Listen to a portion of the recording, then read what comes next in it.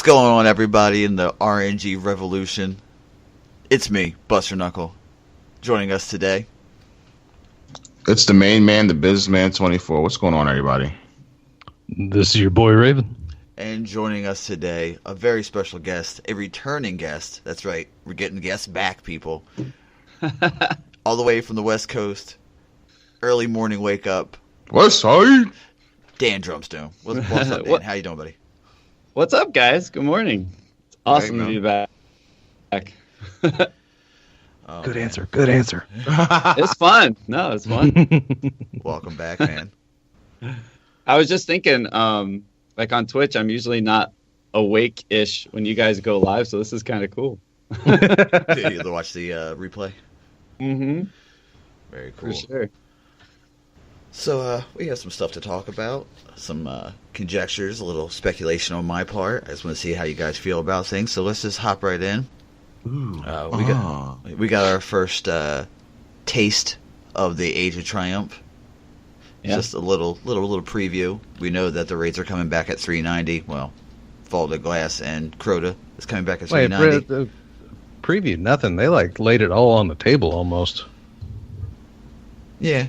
I guess I was legitimately surprised with how much that they confirmed during the live stream. Just saying, because they pretty much.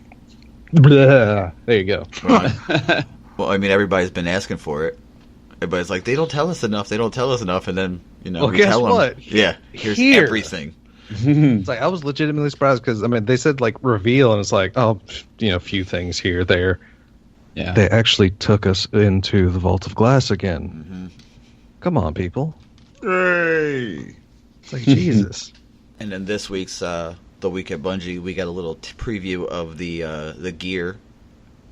And from the Crota's end gear, it looks like the ornaments have the oversoul effect, the little wispiness, which is cool. I mean, I like it, and I guess the Vaulted Glass will be shinier. I don't know how else to explain it.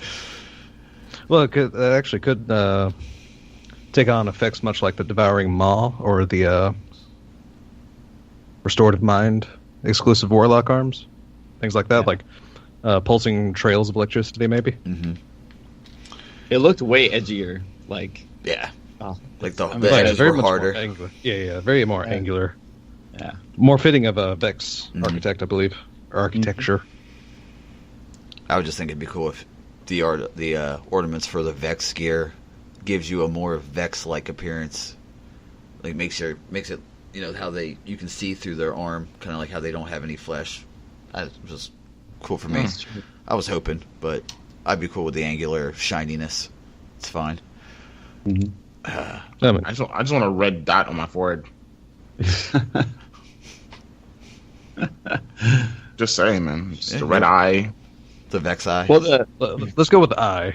That's less racially offensive. Oh my god. This guy.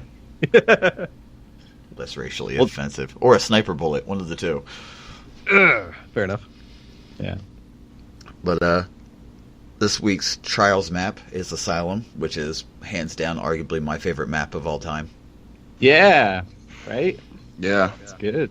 I hopped on and watched Business play a little bit, and I asked him, I was like, what's the Trials map? He's like, Asylum. I was like, well, looks like I may or may not try to find a group to run with just to get shits and giggles to see what happens. So, what else do we have to talk about? That we have 2 more streams, and then the drop. We know that there's going to be more ornaments, so probably the weapons that haven't gotten any ornaments will probably get some, hopefully. Please. Finally. Please, Bungie. Hopefully.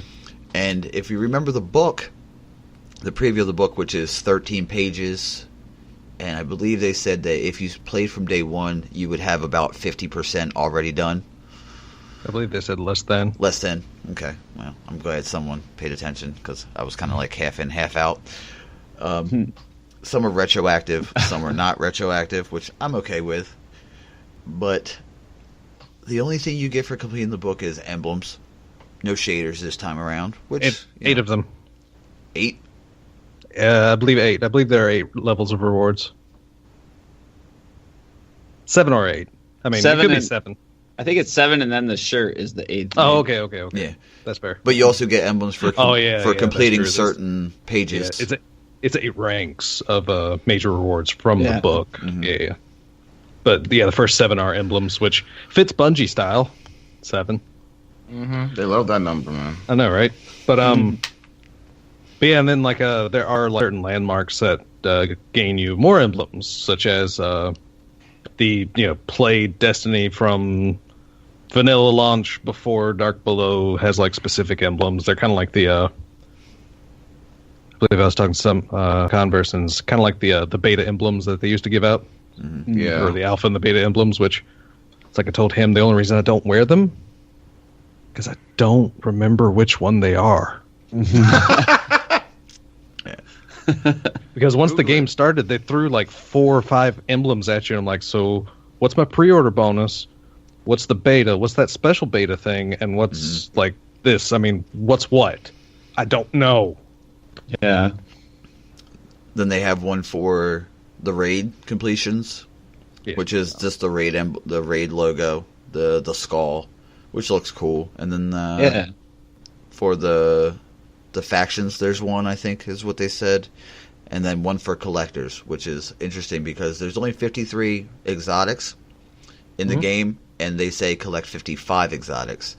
So I only know 2 exotics that haven't came up, well, other than the raid exotics, and that would be the Pocket Infinity and the volley, right? The dubious volley, the rocket launcher that everybody said. Or they could be bringing back Pocket Infinity and the raid exotics. Well, the raid exotics already count though. They're already in your kiosk. But Pocket Infinity's in our kiosk too. Yeah, that would be 53. Exactly. Okay. Yeah, you'd have to have 2. Yeah, I see what you mean.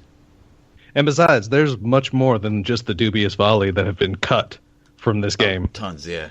Is there one called the Catacomb? Is that what it is? I don't remember. There's been so much cut from the game. Yeah, because they're going to put it on Destiny 2. Nah, probably not. But, I saw that going, and I was like, who better than Dan to come on and talk to us about this? Because if you guys didn't know, on our little pre-show before the stream started, you heard his musical stylings, playing drums over top of our theme. And I was going to hold this to the end, but I might as well just drop it now. He's remixing the theme for, I believe, the 1 year episode. That's like 9 remix. That's 9 weeks. That's enough time, right, Dan? Oh, dude, yeah. We're gonna do it legit, like get it mastered, all good, and I want to do it right because it wasn't legit before, huh? I know, right?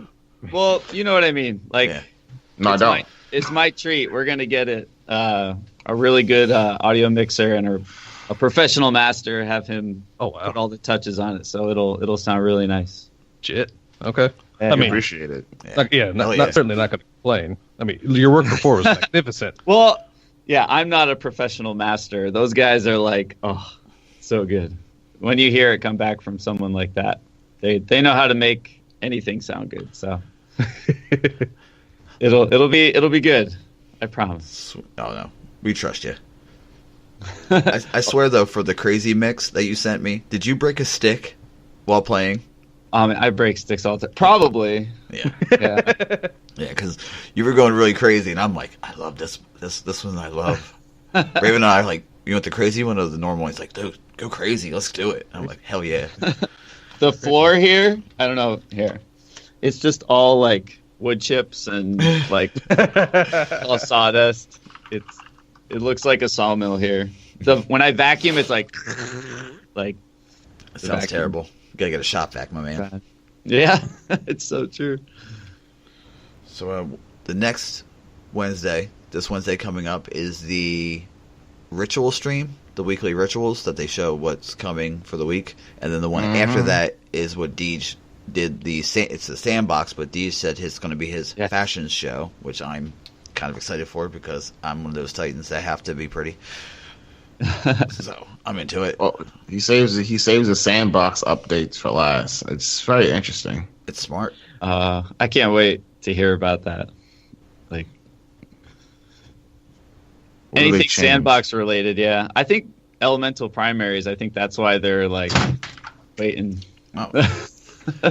They actually. Oh, my ears! Did they say? Did they say that in the stream though? That they're coming back with the. They didn't say they're coming back. They actually made mention of elemental primaries for sure. Yeah, he said. Yeah, the one guy said elemental primaries, so I didn't know if he was saying like ha ha ha or. But no, like, hint. The fact that they're confirming the Vex to come back, I mean, for sure, the Mythoclast is coming back. Mm-hmm. They mentioned that, they confirmed that in fact, they confirmed that like twice over. It's like, dude mentioned it, and they're like, yeah, oh yeah, the Vex is coming back, and Deitch is like, yes, that's right, the Vex is coming back in Deitch fashion. Like really ramming home that point. It's like, hey, in case you didn't hear it, this is coming back. But yeah, I would only imagine if they're actually going to be bringing it back, then yes. And at the same time, it's like, all right. Oh god, a remake of Atheon's epilogue. Oh god, I just thought of that. I'm so. Oh yeah, you still get. Exactly, and you get to use a auto rifle that's worse than the Doctrine of Passing. Yeah. Congratulations. Yeah, pretty much. It just gives me more stuff to use when it's void burn. Why use a Word of Crota at least? It has more impact. Good God. Oh, See, that's what I don't get. Is these people, like Buster, that for weeks were like, oh, man, I'm so glad elemental primaries are gone, man. They used to limit your thing. Now you can just use whatever. Then, of course, a couple weeks ago, Buster's all like, I miss elemental primaries. Then we had a mod or two go in our Discord, and it's like, oh man, elemental primaries are coming back. It's gonna be so great. It's like, but you didn't like them. You're glad they're gone, and now you're glad they're back. I could change my mind. Why? Because I like doing more damage in Nightfalls. That's true. Use better weapons. Stop bringing Telesto into a void burn. Telesto! Actually, use something that'll do damage in a void burn. It does do like damage. the Void Lord or Dark Drinker. Those things that can actually melt things. Do I have Dark Drinker? I still need to get Dark Drinker, don't I? You don't have Dark Drinker? No. Of course he doesn't. No. Okay, you have 10,000 strange coins. You can't afford to get a Dark Drinker. I have to grind through it on my. I have to grind through it on my hunter, which I'm not going to be bothered with. Oh, I did that. That's so bad. Actually, no, that's You don't have to still do not. that. Actually, no, yeah, that is god awful. You can grind on the character that you got your original sword in. Yeah, actually, you can. As long as you buy that sword. Buy the legendary, and then you skip a bunch of steps, bro. Yeah. All right, well, fuck it then. I might as well do it on my Titan. I do do play Master Flex. I do. I know, right? I do play Defender more than anything, so that would be easy. Ding, ding, ding. Yeah, thanks. I just couldn't be bothered. It was like, it's on my fucking hunter. Yeah, fuck it. It's what I don't get. It's hilarious because, I mean, co-founder, I love you, but you're going to mention using Oversoul's Edict and abusing it on a Nightfall? A, it's a Grasp of Malak archetype. You don't use that in PvE. B, it sucks now because they nerfed the shit out of that archetype. What do you mean now? Oversoul Edict was never that good. It doesn't have a stability mod. Worth the crap. Okay, well, it sucks even more now. I mean, the only thing that makes Grasp good is the fact that you can use Counterbalance to get that vertical recoil. Or you can max out the stability to where at least the clustering is small enough to where it doesn't matter. Oversoul's Edict can't do either of those things. It's just the fact that, it has Void on it. Or Arc. Arc. But yeah, and it's like, why? I'm just hoping, you know how the Wrath of the Machine weapons, when you fully upgraded them, they totally more. I'm hoping all the new raid stuff, like when you because they're like, it'll give you a reason to re-get stuff. Like Defiance of Yasmin, you level it up, it's like all crazy now or something. I'm just like Oversoul Edict. That's a cool looking gun. Imagine if it's like glowing green and like bad juju. Oh, that'd be so cool. Imagine if it worked better. Yeah, right. Imagine if it worked better. Well, because they're gonna have reworked perks though too now. Because remember they used to have like the old. Yeah. The old stuff is definitely going to have to be changed fairly drastically. Yeah. So because A, there's no upgrade damage nodes anymore. B, they're going to have to rework the loot tables too because nothing drops shard or energy anymore. Yeah. Which I didn't even realize that till Deej mentioned it. It's like, yeah, all I used to get was like shards and energy. It's like, oh wait. Yeah, you don't get them if you play old raids anymore. Yeah, that's not a thing anymore. I forgot about that, to be honest. I know, right? It's like I'll usually do an old raid and like turn all that crap in for glimmer emotes, but then like I said, when it matters, it's like it just didn't even cross my mind. Yeah. So I don't know. I'm just ready for the new the new old raids to come back. Cause they're actually doing something that might.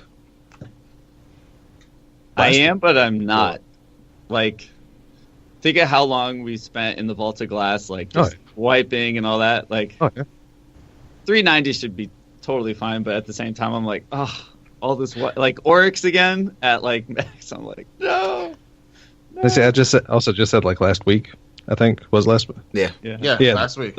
The fact that a lot of people might actually remember the old raids like Vault of Glass like, for exactly what they were, rather than with these rose-colored glasses. Damn it, Bungo! I can take my light level 400 and like stomp Atheon in one round. Yeah. You're not going to be able to do that at 390. I doubt it. Pow. Nah, and it's like the worst is when he said the jumping puzzle.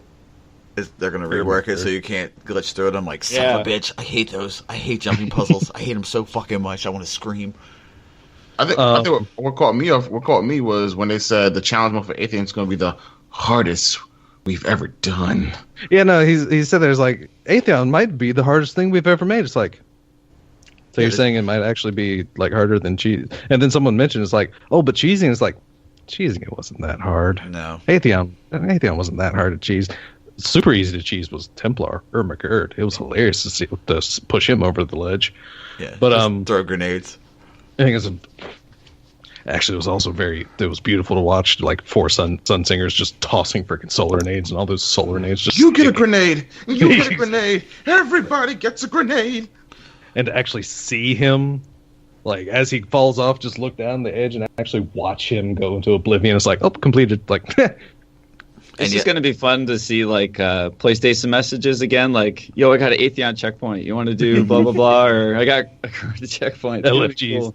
Yeah. You need a 5 for Atheon, must already have Vex, must have Galahorn. Phase 2. The aerospace guy in the chat says, yeah, the Gorgons. Did anyone kill all the Gorgons? Imagine that was a challenge. That's that'd be so actually terrible. Impossible, isn't it? That's a part of the book. Kill all the Gorgons in the maze. No, that's impossible. They'd have to rework it because there's actually a point in time where Gorgons just don't take damage. Yeah, they adjust. They adjust to whatever. They grow tougher for every one you kill. Well, I think it would have said. I think that's what it said, but I don't. I mean, it was only like a quick flash over the node, so it might be kill a Gorgon in the maze and not all Gorgons. In which case, that's super easy. That's actually.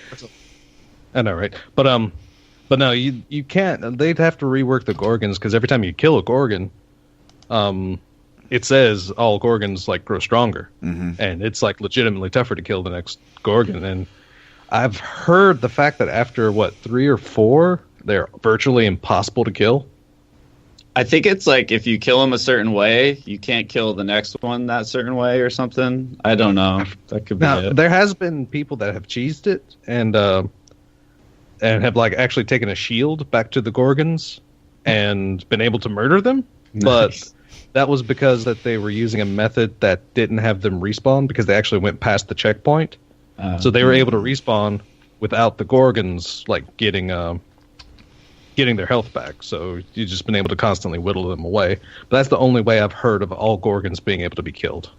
I'm just excited that the Oracle phase and like before that they cut the time down. Yes. Like I was like, did my Shia LaBeouf clap when they were saying that? I'm like, yeah, exactly. It's like oracles don't take as long. Confluxes aren't as long. Thank God. It's like, yeah. Well, the worst part was I don't even know. I always have to say the oracles are the worst part because if one person gets off track and an oracle just hides and then you're dead. Yeah. What oracle was that? Who's looking that way? Why were you staring at it? Okay. I'm looking at the screenshot from the stream. I didn't see anything in particular about Gorgons. Well, there's 13 pages worth So yeah. and I got him. Share that link. No, it's in our channel. Munchie took screenshots of the Oh, that's right. My bad. Yeah. Yeah, legit. He actually took screenshots of things that got hovered over. Mm-hmm. But Munch and I were having a laugh today, and we were talking about funny. If they wanted to be like kind of funny about it, if the challenge mode for Atheon was going to be push him off the ledge. That's when I made mention of the fact that they said that the challenge would be hard, and pushing him off the ledge wasn't never that hard. But that would be. I did enjoy the humor, but I had to get serious about it. So yeah, sorry.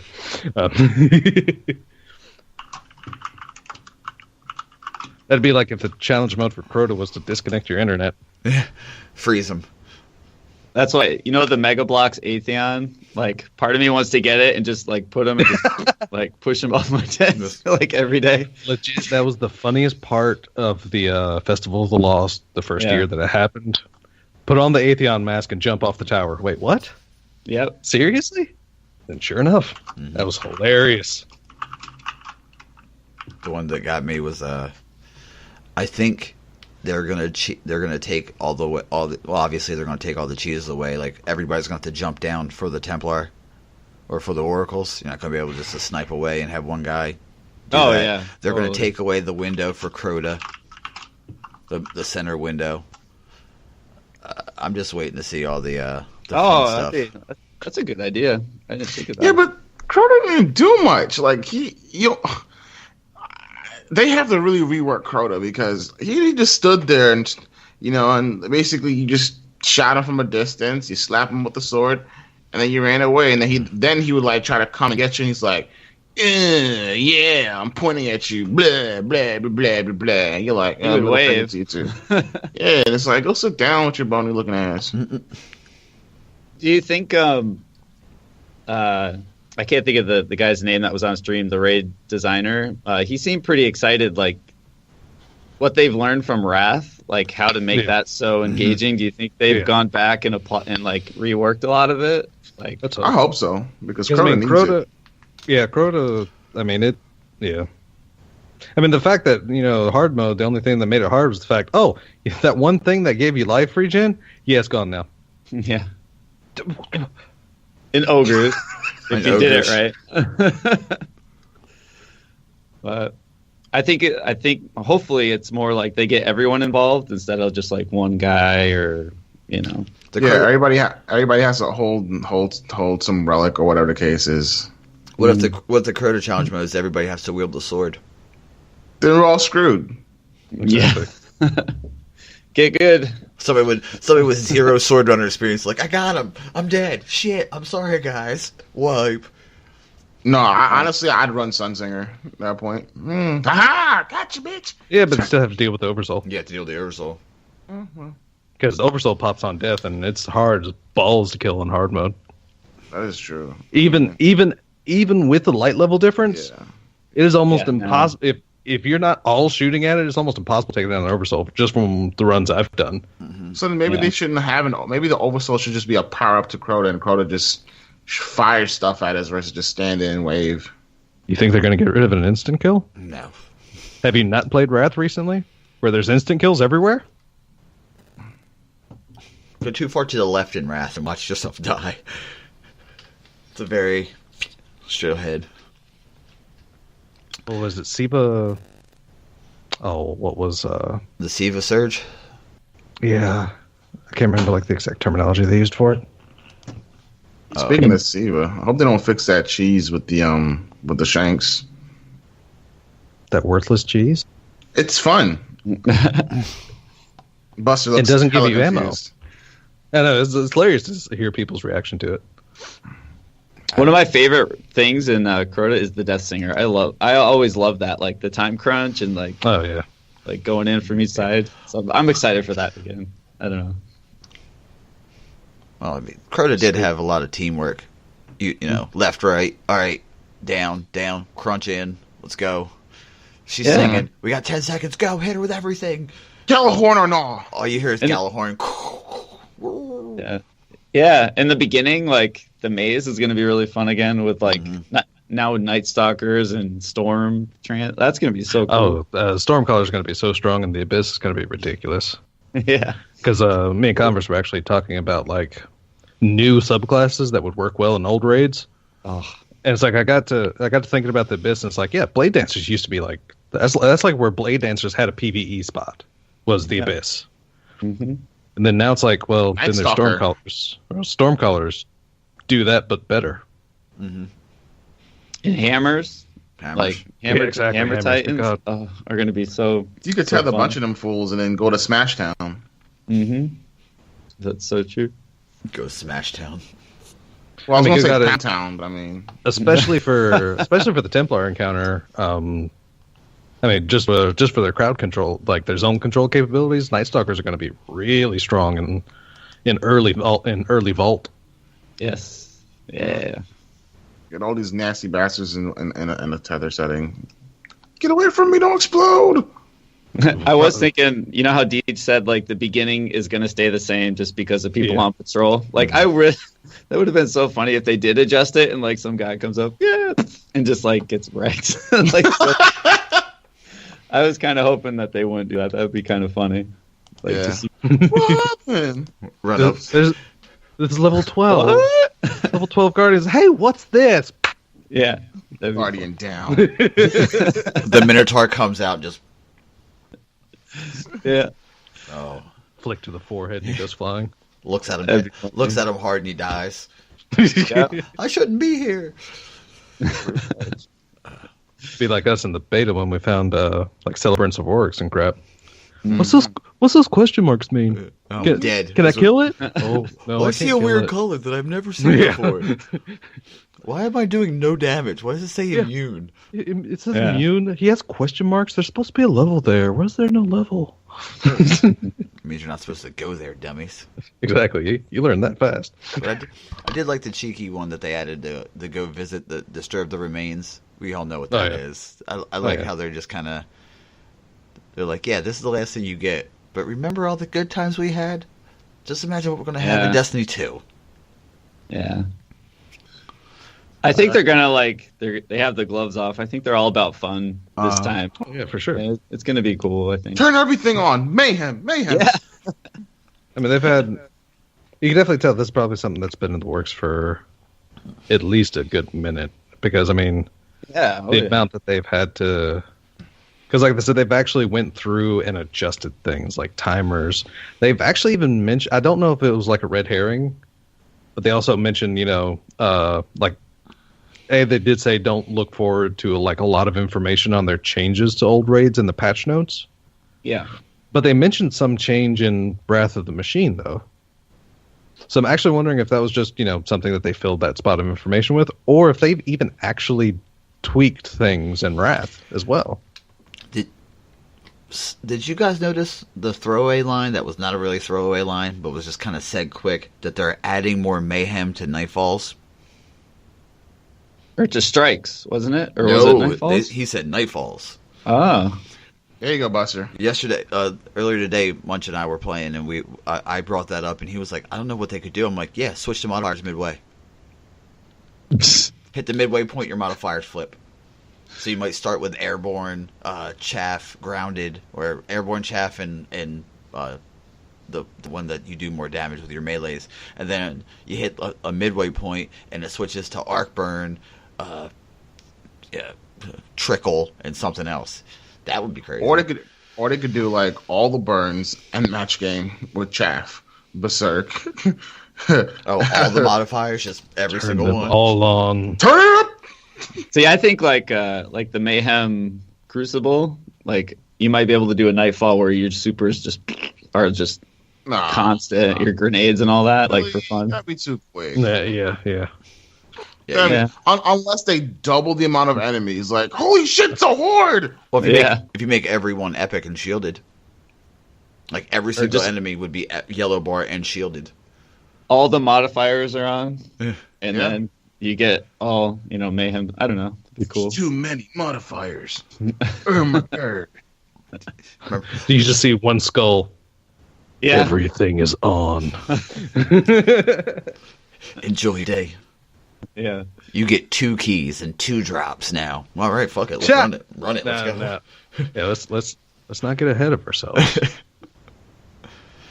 Yeah, but they've had to be working on this for a while though, like to have all these new ornaments and Totally. Exactly. To go in everything. The fact that everything has they say everything has a ornament, but they've actually made mention that everything has 2 ornaments now. All the raid armor is getting 2 ornament slots, and they're even adding an ornament slot to the Wrath of Machine armor. Finally. Again, it's like, what? You gotta make choices, man.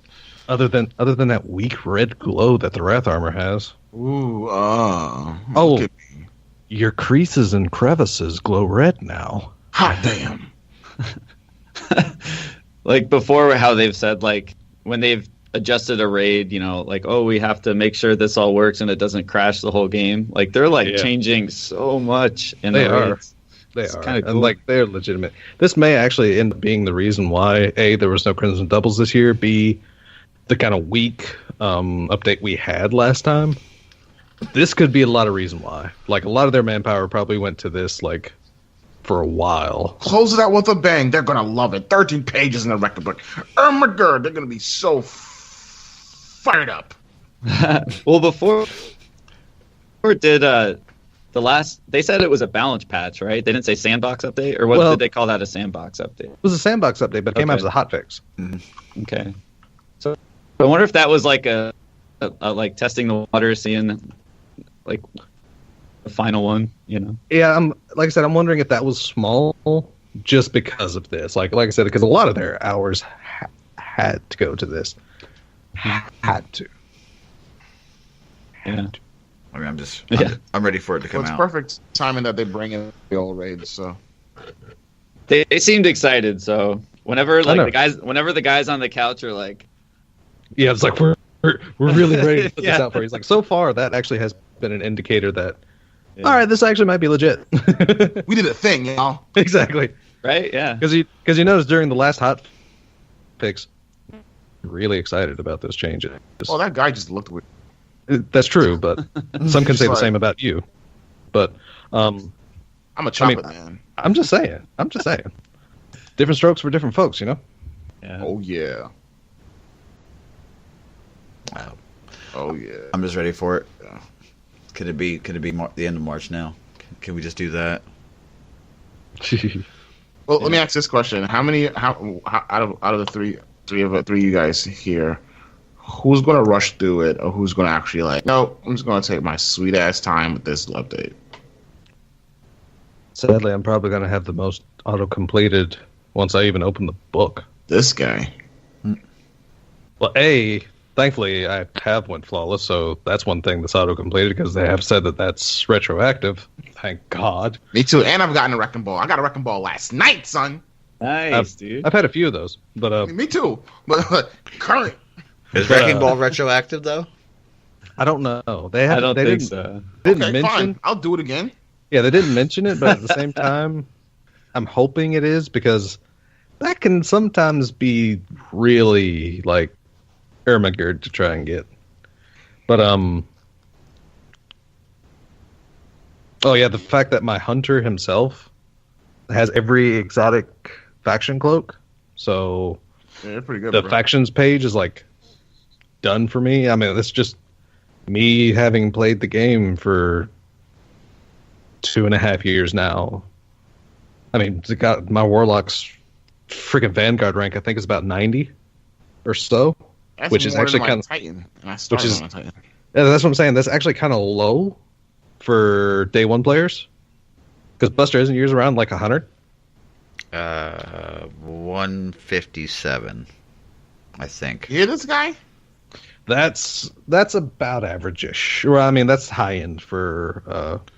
Yeah, that's about probably for like day oneers. What's your Crucible rank of? No, I'm sorry, 172. I don't know what mine is. My Vanguard for my Titan is 172. My Crucible is 93. You thought, motherfucker? You thought I didn't Crucible? 93. And then yeah, mine's 93. My Crucible is 171. There you go. I have a problem. There's the PvP guy. Yeah, well, I mean, Crucible Radio, so I mean, it makes sense, right? Of course, my new monarchy is ranked 61, so screw you all. Nice.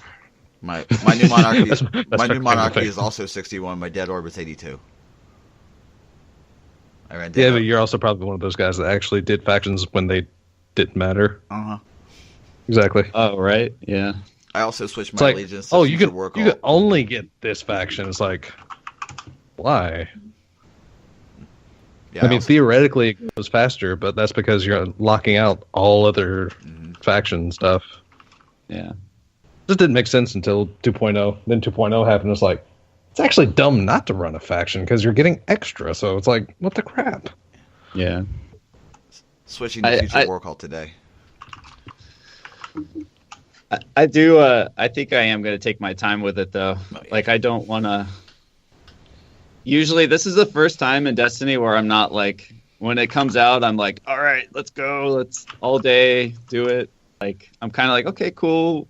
We got however months it is till the fall. I started Horizon Zero Dawn last night, too. So, I don't know. Oh, boy. You're part of that train, too? Oh. Mm-hmm. It's a Night Stalker. She's a Night Stalker. The first thing I did, I'm like shade stepping around, shooting arrows. I'm like, oh, this is great. But so I'm gonna. But does she wield the light though? I don't know. It's only been like an hour for me. The fact she might. She does have like a cool earpiece though. That's like the fact that the enemies in Horizon look like Dinobots is like the best thing ever. Yeah. I looked at because I think it was Converse that was just telling me about it. I'm like, I haven't seen anything about this game. So I looked up something that's like, that looks like Dinobots. Yeah. I mean, that just, wow. It's like the ducks and dinosaurs had a love child. Yeah. For me, though, too. The Dinobots from 1980s Transformers cartoon. I was going to go there, but okay. That's where I've been going. And apparently they also evolve. They evolve to your play style. I know, right? Really? Mm-hmm. Nobody. Well, you actually have like scrappers going around like scavenging off of the dead. So it's like that's not weird at all. I just don't. I like the idea of open world games, but I'm one of those guys that can't do them for like the long haul. Basically, right. I get bored of them after a while because sadly, so far there hasn't been an open world game. I mean, like the Infamous games. I played the first Infamous like to completion on without doing like multiple difficulty runs, but it's like I saw Infamous 2 and it's like, no, it looks a little too much like the same thing with different powers though. But it's still pretty much the same thing with different powers though. Slightly. Actually, the biggest difference came in Second Son, but even looking at that, it's like,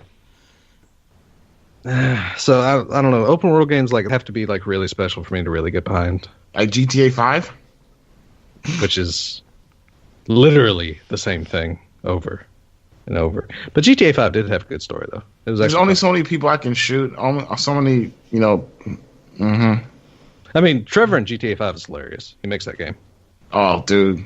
Yeah, Trevor makes that game. My favorite line of Trevor. Nice new tits, by the way. Best line ever. I mean, you know exactly who Trevor is as soon as like he's introduced. Yep. It's like he's this crazy. How? But that game pushed a lot of boundaries, man. Good God, I was. Trevor pushed so many boundaries. It's like playing the game. I was just like, "Holy shit, this is real life, man!"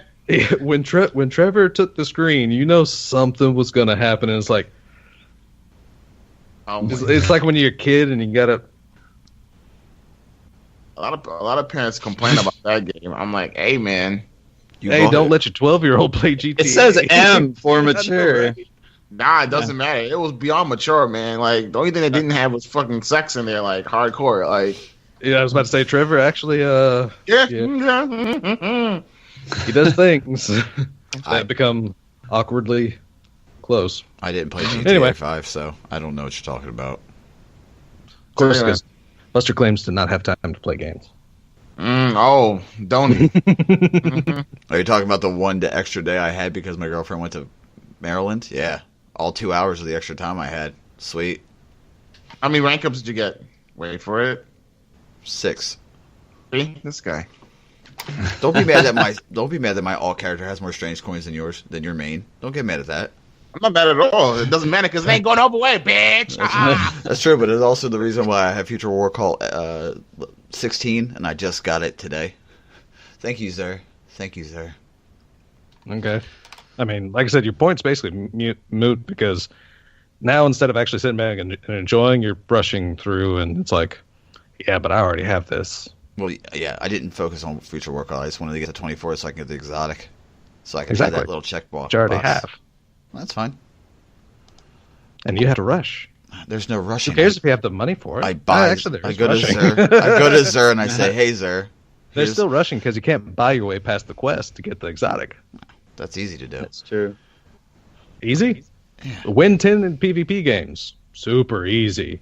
Because Buster's always on point in PvP. Buster's a god.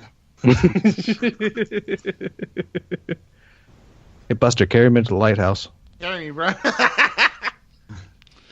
My camera was on. You'd see I'm giving you the finger. Get 10 wrecking balls, bro. I actually think I did get a wrecking ball when I played with Dark. So there's another finger for you if you could see it, but you can't. We're gonna move on to the memory lane topic. Everybody knows. You know what's gonna be? Oh, go ahead. Sorry. No, go ahead. I was gonna say, like, the wrecking ball topic. Like, I'm guessing when that comes out and Trials comes up, there's gonna be like a team where like everyone just stays back and one guy comes up like, this is where I'm gonna get my wrecking ball. Just, gets shut down super. Leroy Jenkins. Yeah, because like let's cut it on super. No. Yeah. Like triple down. Like if you get a wrecking ball, it's usually like if you're not trying for it, you get it. But there's going to be a bunch of people trying to get it that are just going to fail. Yeah. Like it's going to be, trial. Like after, at least for the first probably couple of weeks after that book drops, especially if wrecking balls aren't retroactive, Trials is going to be a rough place to be. Every Slayer or wannabe is going to be trying for that wrecking ball. The tryhards of Osiris. Is that what you're trying to say? Or it could be a good time to play Trials because a lot of like big influx of people are going to be coming back to try to get it. So it could be a. We start private messaging the other team. Hey, let's get wrecking balls in each other. Yeah, that's true. You're probably going to see that because if all it takes is a medal, I mean, private matches might be able to. Just no, you can't do private matches. Huh? Trials? Yeah. Wrecking ball? Yeah, it needs to be in Trials. The private matches won't. No, it's an elimination thing. I thought it was under the Trials. Okay. Yeah, wrecking ball is Trials. Oh, I don't know. Yeah, it's a Trials. I would imagine. I've actually never played elimination in private matches, so. Yeah, it says elimination, and then Trials says trial. So I'd imagine it would be. Like I said, as far as medals go, I don't know if there's a separation between those medals. You can get a wrecking ball in elimination. I don't know about if it has to be Trials. That's a good thing. I don't know. I think Business Point was it was under the Trials. Was it not? It was in the Trials page. Well, it's under the Trials page, but Trials is elimination at the same time. So I mean, that's true. I don't know. Oh, I'm just trying to cheese the book. This guy already. Let me try.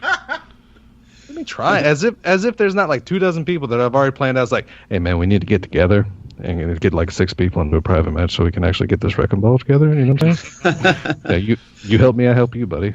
It's gonna be like the old days when you try to match up. All right, 3, 2, 1. Switch. Nope, back out. It's gonna be that all over again in Trials. Actually, legit. Yeah, I mean, so sweaty matchmaking. There's still tons of crap to read about sweaty matchmaking. Yeah. It was a fine art. Yeah.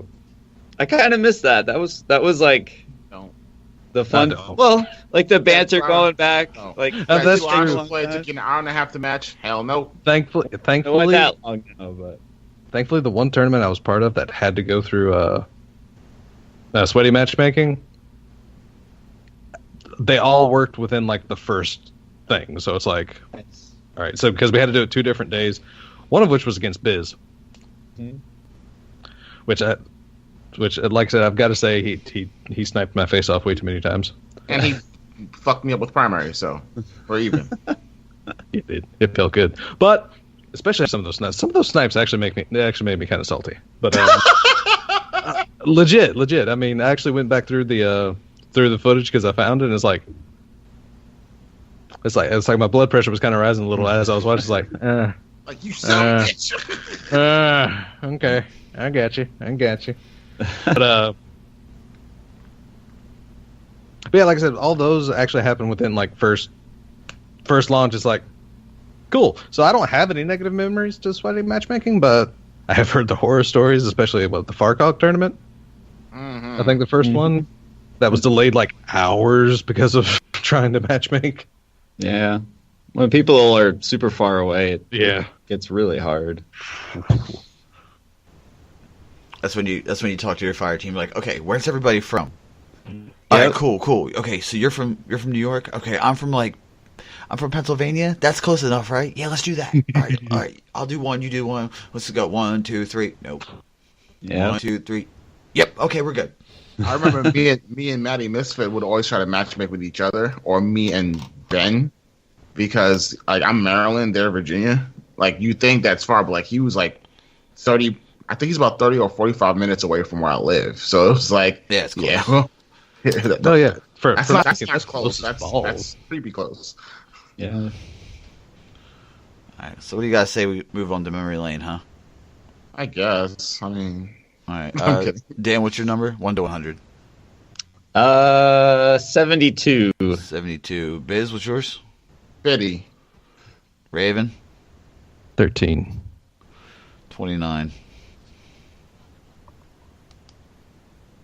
3. 54. So close without going over Biz.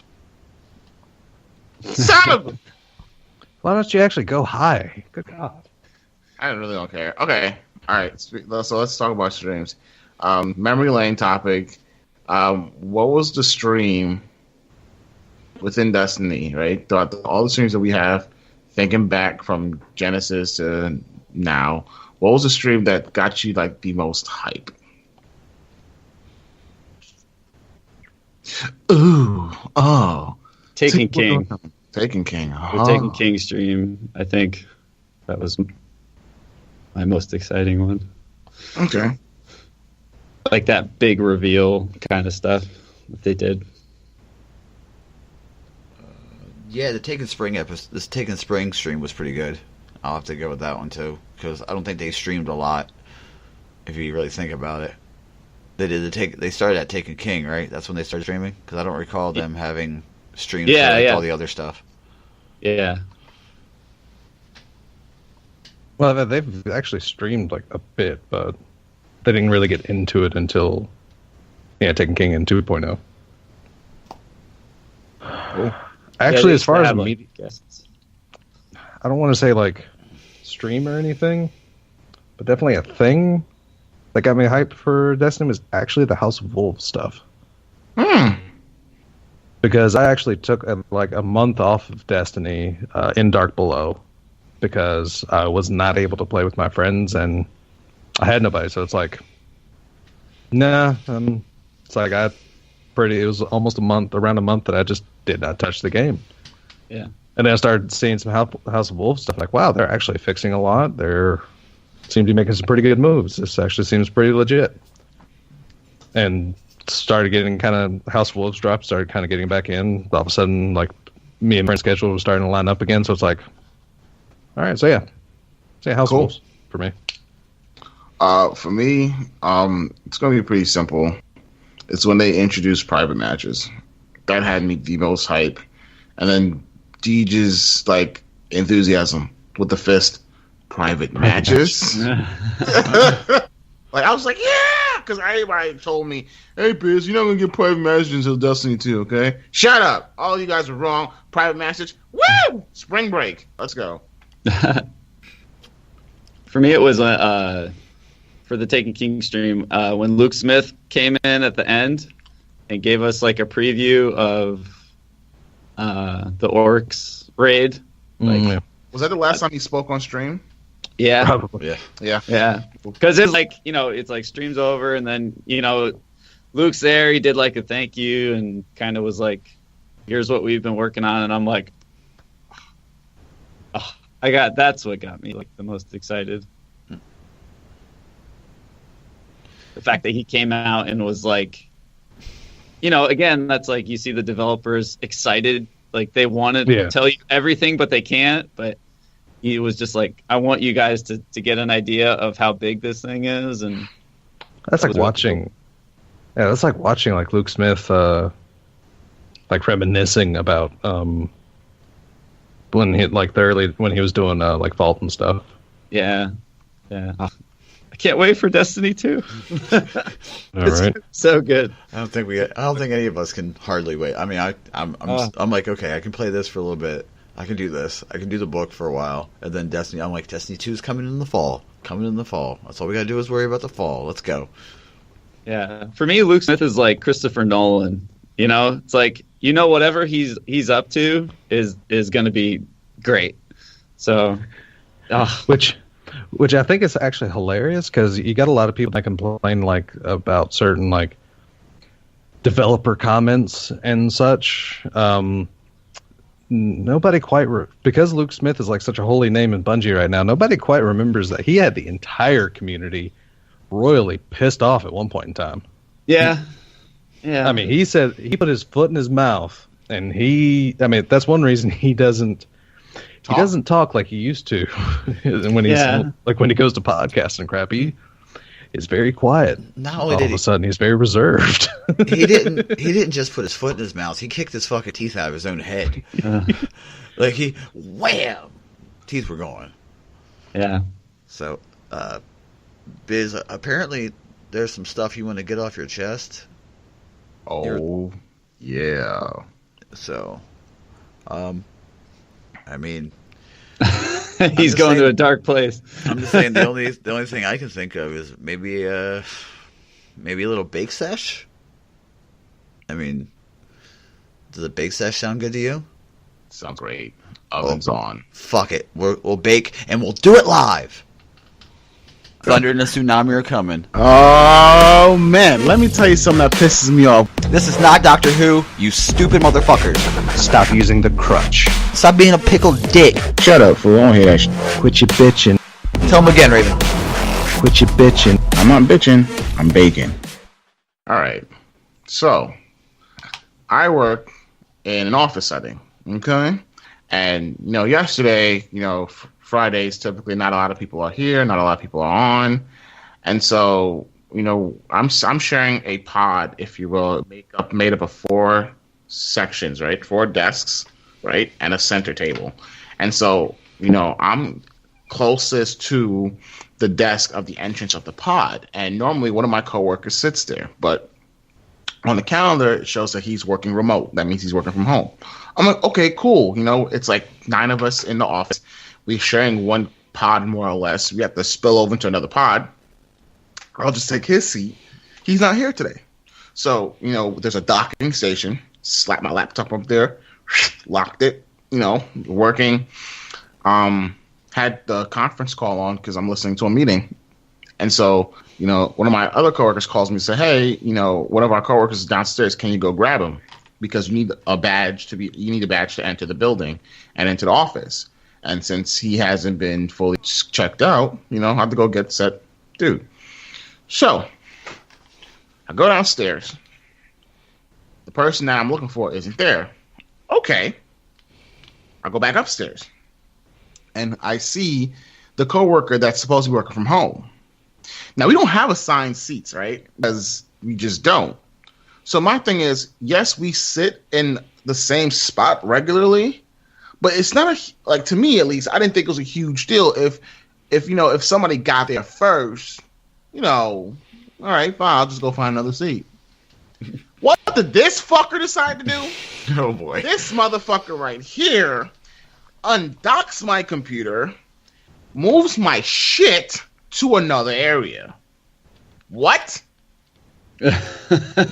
I come back and he's there, and I'm saying, "Oh, hey, let's call him Bob." Okay. Bob. Oh, hey, Bob. Is his name Bob? I will not confirm that. Let's Okay. just call him Bob. Fuck you, Bob. How about that? So I said, "Hey, Bob." Calling this man Bob. Just hey, Bob. Bob. I didn't know you were here today. I thought you were working from home. And he says, "Yeah, I have to work in today." I'm like, "Oh," but doesn't say I moved your stuff. Now, granted, he puts my computer on another docking station, but dude, are you fucking serious, bud? My shit's there, already in place. You couldn't just sit somewhere else? We don't have assigned seats. Is this chair that much better than everything else that you have to sit there? Didn't say, "Hey, I moved your stuff. My bad." Or, "Hey, did you mind?" Or what I would have done, and maybe this is me being passive aggressive, if I am quote unquote Bob, or as I'm gonna call him Burb, then I'd have just waited until you came back and said, and then make me feel like, "Oh, hey, I didn't know you were here. Do you want me to move my stuff? Because I know you know it's like I would have pulled that move if I had to do something without coming off as an asshole, even though that's still passive aggressive and being an asshole. At least give me the opportunity to be like, "Oh, I didn't know you were here today. Let me go move my stuff." And then you could have been like, "Oh, no, that's fine. I can go somewhere else." And then like, "Oh no, I insist." I'm like, "Okay, cool. You insist. Get out." You know what I mean? But you just move my shit and then don't say anything about it. I'm peeved. I'm heated. I had to go. I literally walked out. I was like, "I'm out." And I'm talking to my coworkers. I'm like, should I be really pissed off about this? Like, this seems so fucking trivial, but you moved my shit. I have a very nice bag, very expensive leather bag that you moved. Okay, you moved my computer. Say you were clumsy and you dropped my shit, then that's my ass, right? I'm not saying he doesn't know how to handle a computer, but hey, his computer card got messed up, so I don't know, whatever. But it's just common courtesy, people. Don't just move other people's shit. Get their permission first. Hey, do you mind if I sit in this chair? It's not even assigned seats, bro. It's not that huge fucking deal. So, Agreed. Please, don't move other people's shit unless you are in the laundromat or in the laundry room and that person's laundry's been in the dryer for 4 hours. I'd say less than that, 2. If it's been done for 2 hours, I'd probably want to move that. It's like, dude, you're hogging up. But this is a fucking seat that's not assigned to you. If laundry's been in a dryer for as long as a washer cycle and no one's checked on it, I'm taking it out of that dryer. Oh, you're pretty good. I'm like, you know what? I'll wait. No, like I said, if I'm sitting there watching this washer go, it's like, this has been done since I got here, and see, I don't do that because I'm afraid someone might bleach my shit because they're mad. Like, who touched my fucking clothes? I'm gonna bleach it, and now I'm gonna have to really cut a bitch. So you should have come down and checked your stuff then. No, I agree with you. It's dumb to leave your laundry in a laundromat for several hours anyway, because you don't know who's going to just run off with your stuff.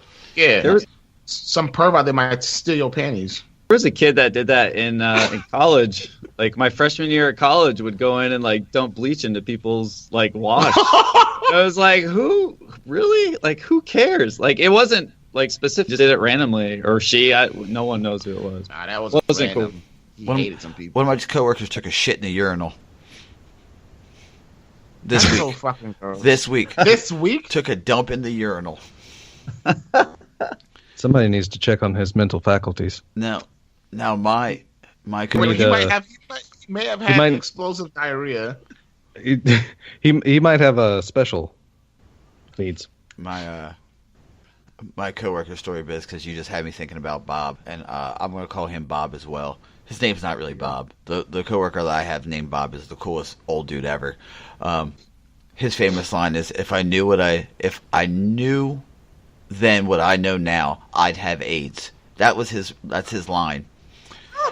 Wait, what? Yeah, that's his famous line. If I knew then, meaning like when he was younger, what I know now, I would have AIDS. He's one of those funny old dudes that, like, the grandpa. That I might don't be, get it.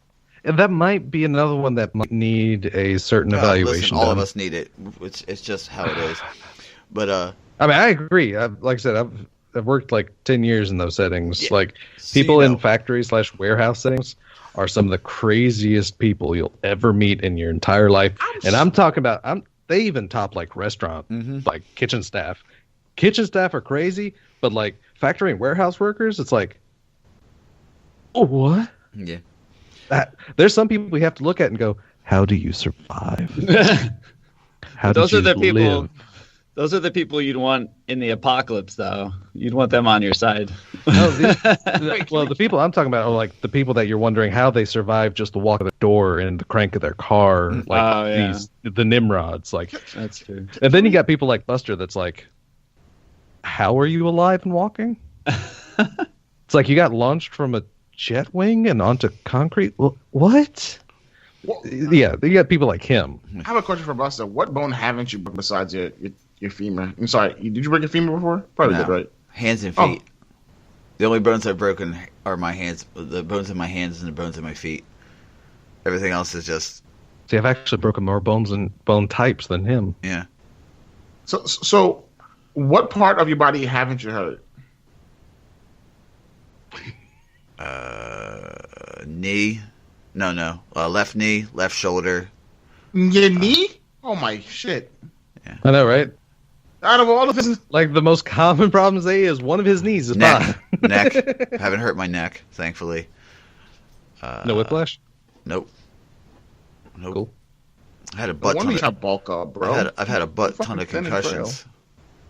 Oh yeah, me too. No, I've had one. I've had 8. I've also 8 concussions. 8 concussions.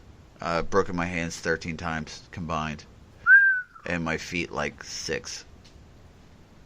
Just the little boxer and ballerina flat fractures, like the little small cracks across the foot and hand.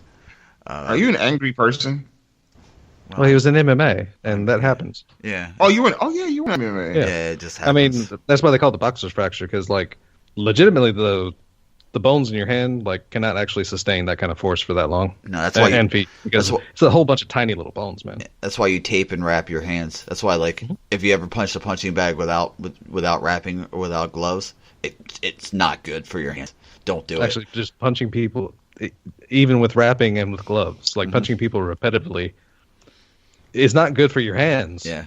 Our fists aren't meant to take direct forward impact on the knuckles. They're meant to, like, the hammer fist is what your hand's meant to do because of the muscle structure of your wrists, and your hand lines up perfectly. Like that? Up and like straight down, like you're hammering. Hammer fist. The straight knuckles, like the straight punches, your body isn't meant to take that impact because your wrist hinges in that direction. Oh yeah. If you think about it, when you're hammering, your wrist is locked out and in line. You flex up and down. If you punch straight, your wrist has the most range of motion. You just need to learn the art of the pimp hand. just sweep backhand. Tell you, man, shit's effective. Where's my powder? Eat your cake, Biz. Does Buster not gonna have to choke a bitch? Does Buster not gonna have to choke a bitch? Give me my powder. My girlfriend said the great line. I'll add Buster Knuckle and not use my real name. She's like, I've known Buster Knuckle for a long time. I do know one thing about him. He will fight a midget. So little sin. Sorry, little person. I'm sorry, any little. I don't see people. I legitimately don't see how like midget may sound like. I just don't understand how little person is supposed to be politically correct. Oh, don't get me started on this one because I don't understand it. I asked the person. I asked the closest person to me that I know that's almost that height. My fiance.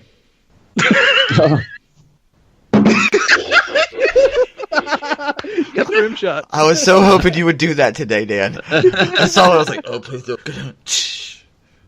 Oh. Hopefully it wasn't too loud. Person No, it was good. to that height that I know of. Yes, she is. I think there's another girl, but close person to me. And so I asked her, like, I don't understand. You know, we were talking about the word midget versus little person. I'm like, can you please help me understand why a little person? And she also watches the show Little Women of LA because they're not women; they're just little women. Okay. And I'm like, well, please help me understand why adding little in front of a person is better than saying the word midget. And I'm not saying that the word midget is right by any stretch of the imagination, but what I'm saying is you're not a person, you're a little person. So you're not even big enough to be a big person. To be a person, I find that to be ass backwards. You're just a person. You just happen to be small. Exactly. And apparently, dwarf is not viewed by some favorably as well. But you want to be a little person. I mean, dwarf is actually like, for the proportions, is actually fairly accurate. Hey, don't call me a person. Call me a black person. Call them pecs. Don't From do now that. on, they're pecs. Don't do that. That's it. They're baptized by Buster. Wow. No longer will I say midget. I'll peck. Wow. After you done slap one like a Because that sounds so much better. Yeah, I know. That's from Willow. Everybody knows that. Dwarf is from also any fantasy. Any setting. fantasy. No, they don't want that. Yeah. They don't want that either. You don't want to be Gimli? Everybody wants to be Gimli. Shall we call you a hobbit?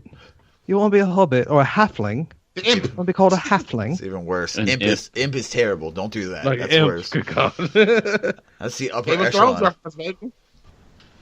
Sadly, I'm gonna have to rewatch Willow because the only thing I remember is when one of them gets knocked into the ale barrel.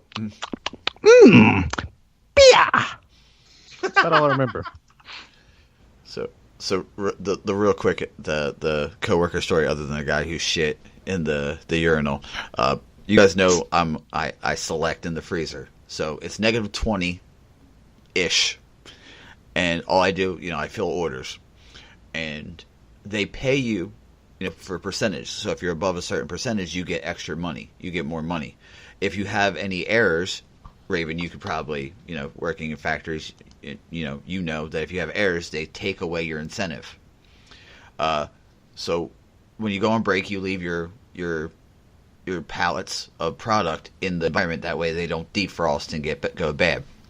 Now, one coworker, he's not a selector in that environment. He got put in that environment and he hates it. He hates the freezer because he's a bitch. I'm gonna be honest. He's soft. The kid's soft as puppy shit. So he went through the fact of moving everyone's pallets so he could pick faster. Now, doing so could have made, they could have knocked pallets off, product off, and him putting on wrong pallets. He made the mistake of moving my stuff. So, I don't know if you guys knew this about me. I'm a bit crazy.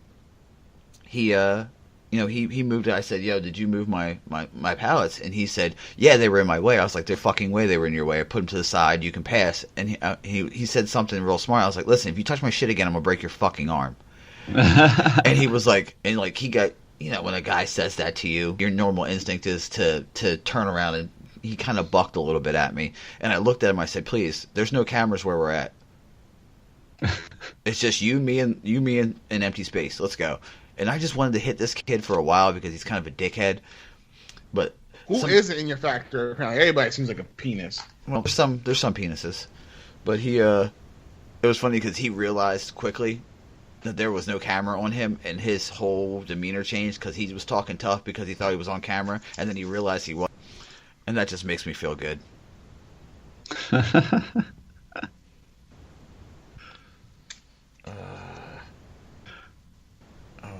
So that's the Buster Knuckle way. Threaten your way to victory. Yes.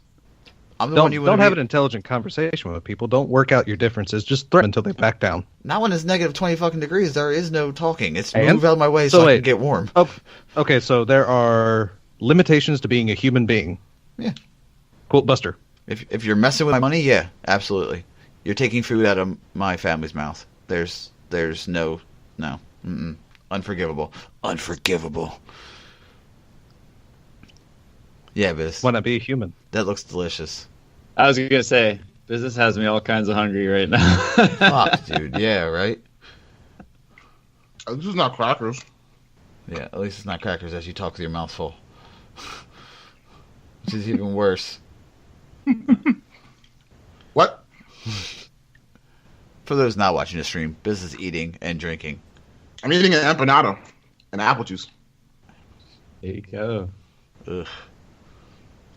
Yeah, let's back at you. My fiance's in here to feed me. She normally sneaks me breakfast. Well, now we're going to move on to the anti-salt mine. Mm-hmm. You guys already know, at Justin Sua. Who? At Justin Sua. Thank you. Little secret, I'm trying to come back on more sooner than later. That way Raven can talk to him. And, he can be a part of the awesomeness. And this quote is, every time you do something a certain way, you increase the probability of doing it that way again. Practice makes permanent. Be deliberate. Practice makes what? Permanent. Good. Somebody got it right. It doesn't make perfect. There is no perfect. It's permanent. Oh, there's perfect. You're looking right at him. Actually, there is perfect. By the original definition of perfect, there is perfect. It's just hard. Really hard. Well, I mean, perfect is literally the fulfillment of a role. And as Dan can probably attest, how many hours have you practiced playing drums to get as good as you are, Dan? Oh God. Well, I tell my students, like, don't be afraid to make a mistake. People, like, that's how you learn to get better, is by learning what not to do. So yeah, practicing over and over and over, but paying attention while you're doing it. Learn. That's huge. But I agree 100% with that. There is no perfect, but you can try to get there. Screw being perfect. Just get good. Yeah. Pretty much. The revolutionary idea. This one came from Subcult 619. Our mod for our. No, I'm kidding. Our Twitch. Wait, I just realized, is that 619 for the same reason as Rey Mysterio? Yeah, he's from. Yeah. Probably. I thought it was his area code. Yeah, it's his area code. That's what I'm saying. Okay. No, I'm sorry. I'm sorry, Subcult. I never paid attention to the numbers. Because when someone has numbers after their name, I've been trained from years of online tags not to pay attention to them. Because normally, they don't matter. They're just numbers that let people... Shut up. Anyway. But yeah, because, that's like, swag YOLO 360 no scope 437732120. Actually, the most important number is 420. I was going to say, when you see like 1,000 people with 420 in their name, it just kind of blur together. Speaking of... Okay, so yeah, it is. Okay. I think 619 is San Diego, right? Yeah. Yeah. Okay. Like I said, I was just wondering, you said it and it just hit me. It's like, for some reason, the Rey Mysterio music like popped in my head. It's like, wait. Yeah. So yeah. Sorry. We already answered his first question, but I'll read the whole thing. Here's a topic for you guys. Knowing now that nothing but your face is transferred to Destiny 2, how quickly will you race through the Age of Triumph, or will you take your time, knowing that it's the end of this iteration? God damn it, Buster, of Destiny, and what has been your own moment of triumph? That's a long ass question. Well, we already answered it. Well, are you going to race through the book or not? We've already mentioned that. I didn't answer that question. Oh, go ahead, Biz. Snoop said, "I'm gonna take my time." I said the exact same thing about the Rise of Iron record book. So good having a drummer live on the show. It might just have to be you just listen in from now on, Dan. Just hanging. Anytime one of us makes a shitty joke, Ages of Triumph. Oh, Ages of Triumph. Yeah, that's the exact same thing about the Rise of Iron record book. I ended up ripping through that, so it wasn't even deliberate. It just happened. I'm gonna enjoy it with my, the coolest thing really is like these old raids with like everyone that I've met like the last year and a half, 2 years ish. Because the first year I didn't like know anybody. I was just like LFG and playing with people that yelled at me like, "Why aren't you doing this?" But to go back and like try different challenges of the old raids with like the new people that I know is gonna be really cool. So take my time with it. Mm-hmm. Yeah, I'm just gonna take my time, the same way. Take it slow. Well, I mean that, and at least for the raid completions, you're gonna have to take it slow because they're only rolling out one a week. Mm-hmm. Yeah, to start with. So, or say like not stress as much, you know. Yeah. Also, the first week, Crota's first, Vault of Glass, King's Fall, Wrath. Are you guys gonna really like try to get the challenges done if they're like really, really, really crazy? Oh yeah, yeah. That's Emblem and Completionist. I've done them all at least once. So I've done Axis once. I haven't done challenge mode Axis. I haven't done challenge. Really? Yeah, I've done challenge once, and it was an easy run. So it's like, nope, I don't need this anymore. I have my emblem. Screw you guys. Yeah. But I've tried again. It's just Axis is a rough one to coordinate for, especially if you're not if you don't have constant people you raid with. Mm-hmm. Like Axis can be rough. Yeah. I actually think when they re-release, when the Vault of Glass is up, I definitely want to run with Munch because that's the first raid we ran that he pulled me through kicking and screaming as a baby guardian. Nice. And he was like, "Come on, guys, let's go." So I just figured it would be a full circle. Yeah, right. End where we started, behind the shield. Yeah. And what was your personal moment of triumph for your guardian? Also, are they bringing up Skull Loss? Did they mention that? Yeah, I think so. Well, no confirmation on the Prison of Elders. Something with Challenge of Elders, but yeah, like I said, there's no confirmation, but then again, that's probably something they're going to be mentioning more in depth with the ritual, maybe. Yeah, with the weekly rituals. They just put Skolas. They put Skolas in every raid. So like, what about Randall the Vandal? Yeah, you might as well at this point in time, considering they Siva-fied him. Mm-hmm. Yeah, or they put the Skolas mechanic in every raid. So you're fighting Atheon, you gotta like swap around. That'd be horrible. Oh god, the poison, the taint, or whatever the fuck it was called. Yeah, Atheon challenge mode. Yeah. All right, so what was your personal moment of triumph? Probably the first time I beat Oryx because it took me so fucking long. That was a good one. The Lighthouse for me, I think. Like, I mean, the first time I went, it wasn't on I wasn't doing the killing, but I felt like I contributed quite a bit. But that first time, that last 9th one, and you're like ready to like explode, it's really cool. The pressure, I like that kind of stuff. Mm-hmm. That's what was yours. Probably the Lighthouse as well, because I was always one of those guys, or at least I'll correct myself, and the Lighthouse under my own power, because I had been carried like 3 times. Like in my character, like various characters' histories to the Lighthouse, but just getting on with like my longtime friend and actually busting it out and getting to the Lighthouse, like without anybody massive going, some streamer or whatever, it was actually a pretty good feeling. And sadly, it was also right after the time where they made Mercury a legitimate social space, so it felt a little less special at that point in time. But oh well. It's always special. It's a special place. I missed like the intro and such that it had before. That's gone now. Yeah. Very true.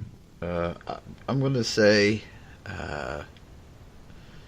that when I first beat Skolas, because I'm a Prison of Elders fanboy fanatic, whatever you want to say, and having that the rotation perfectly, and then you killed him, and you still had to get the defuse the mines. Oh yeah. It was just like, we gotta go, all three of us, we gotta push, let's go. And I was like, I got a bubble, I got this, and I threw my bubble, and we just jumped in, and Skolas turned, and then we just pulled out the Gallahorn, and we're like, oh, you're done. The mine exploded, and we stepped out, and he was like, he has a sliver of health, and 3 Gallahorns just whoosh. Nice. And then he died, and I remembered because I got the Lord of Wolves from that drop, and I'm like, yes. So, I mean, just fun little memories. That and meeting all the people that I run with on a regular basis. The friends list and all that, the community. For sure. Yeah. After I beat Skolas the first time, if I had a microphone, I was like, never, nope. Nope. I've beaten Skolas a lot. Oh. I think I only have 3 Skolas kills on my account. Yeah. I think. That's most. It's true. Well, you might see a lot of them because of the ship collectors. Yep. Because that ship isn't. Is that ship a guaranteed drop? Yeah, right. Yeah. The ship's a guaranteed drop. It was the exotics, and that wasn't a guaranteed drop. Yeah, correct. So never mind. My point is. And speculation on new raid sparrows. New raid sparrows. They made mention that they're actually tweaking loot tables because they actually made a specific line in the live stream that, if you remember, old raids didn't have ghosts. New raids don't have ships and don't have sparrows. True. So they're actually, it's kind of like a ham-fisted hint that, hey, there's gonna be some new stuff for you to get. So Crota Ghost? That's what I'm saying. It is going to be especially with the new stuff they have to work with now. It is just going to be downright amazing to see what they can come up with. A Crota Ghost, yeah. A Vexed Ghost. All green, kind of glowy. That'd be cool. It'd be really cool if it looked like the over. Yeah. So, what have you guys been up to in Destiny this week?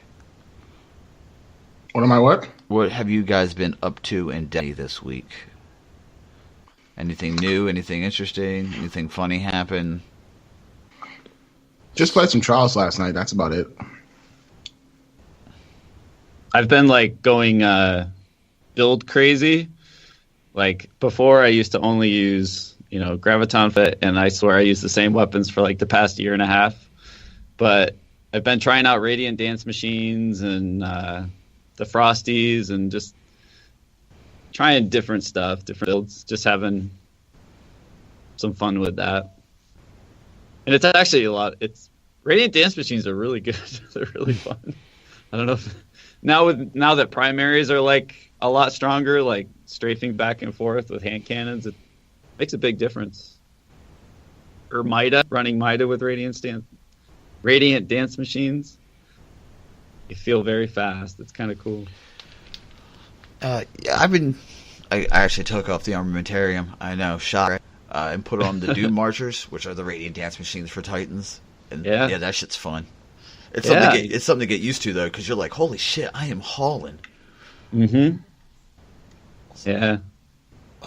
And just trying different builds right now for me. Trying to see what the new meta, because at first everyone's thinking what special weapon am I going to use and all that stuff, but your loadout now can totally affect a lot of the primary gameplay, your neutral game and all that stuff. So I've been kind of playing around with that a lot more. Cool. Biz, you said you played Trials. Des, what have you been up to? Well, I've gotten my packages. Oh, okay. That's about... I actually don't have a lot of plans of touching much Destiny until the update really hits, because just not a lot right now. Yeah. I started a new account. I've been playing. I saw that. The Buster Knuckle.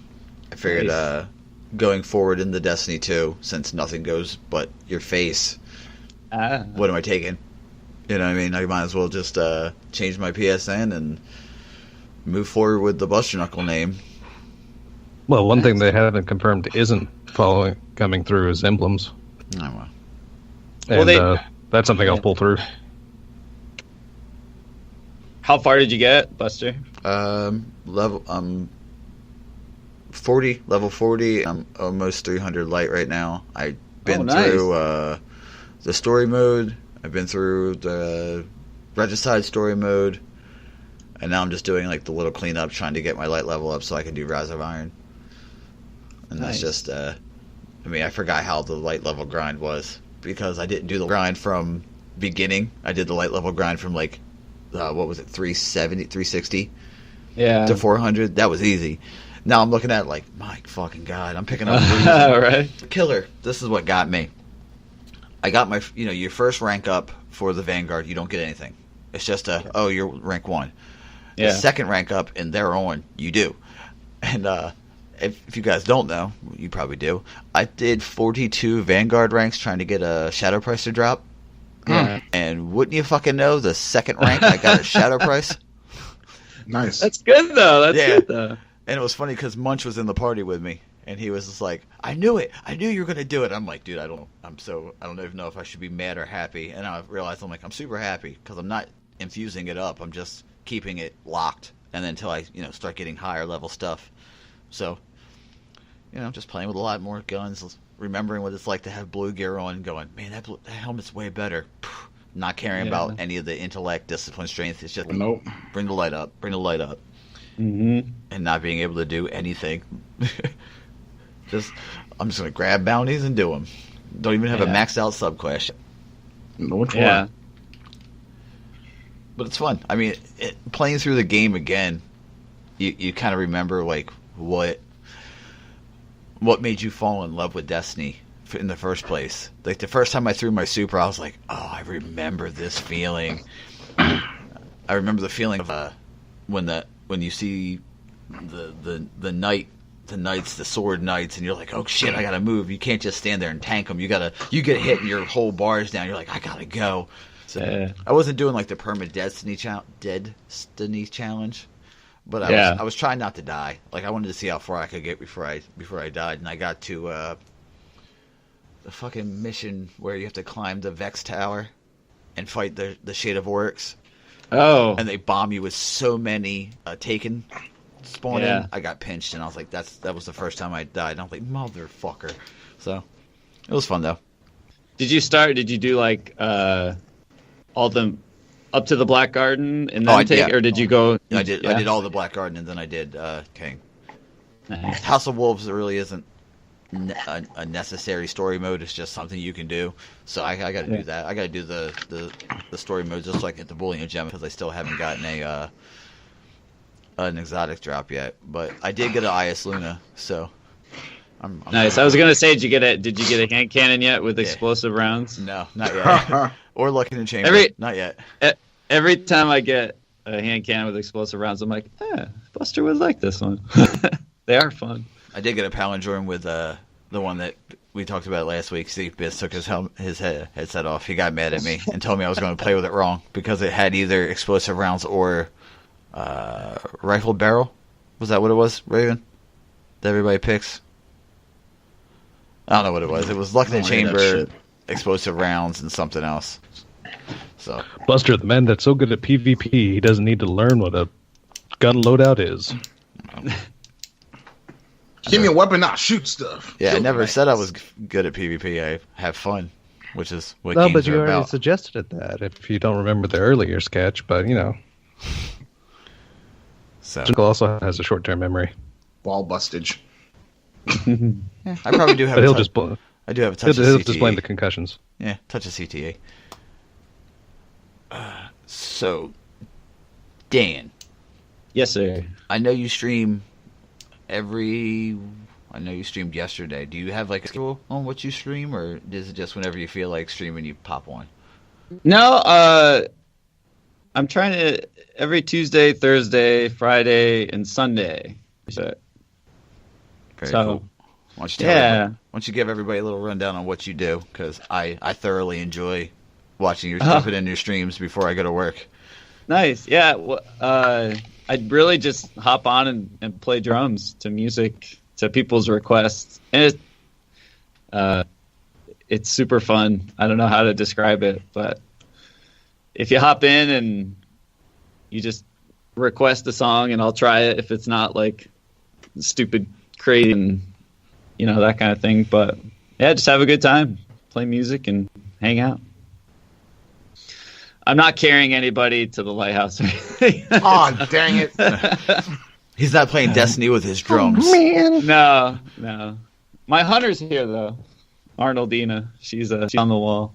But Arnoldina? Is that what? Yeah, I've forgotten about that. Yeah, Arnold. Oh my God. Yep. So, but yeah, I stream on the creative side of Twitch. And I just started it like a month ago, and it's super fun. Like, I don't know. It's a hoot and a half. It's a jolly good time. Yeah. Gonna have to pop in the stream and request anything. Yeah. Cool. Pop want to do the RNG. Pop want to do the RngCast theme. Yeah. Because he has a track. So I think I've done Rise Up like 15 times already for my friends.